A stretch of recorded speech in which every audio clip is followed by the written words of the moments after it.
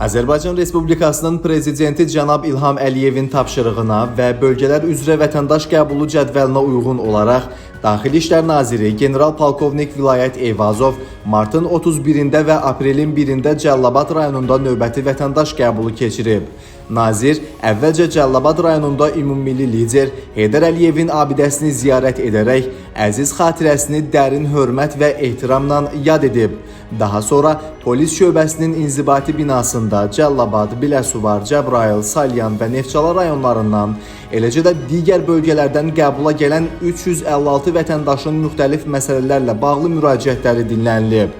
Qəbula gələn vətəndaşların müraciətlərinin operativ və qanunvericiliyin tələblərinə uyğun həlli, habelə vətəndaş məmnunluğunun təmin olunması məqsədi ilə Nazirliyin aidiyyəti baş idarə və idarə rəislərinə müvafiq tapşırıqlar verilib.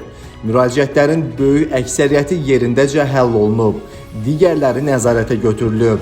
Səfər çərçivəsində General-Polkovnik Vilayət Eyvazov polis və daxili qoşunlarda xidmət etmək arzusunda olan gənclərin sıra baxışını da keçirib. Sıra baxışında xidmətə qəbulun şərtlərinə uyğun gələn 258 nəfər seçim turunun növbəti mərhələsinə buraxılıb.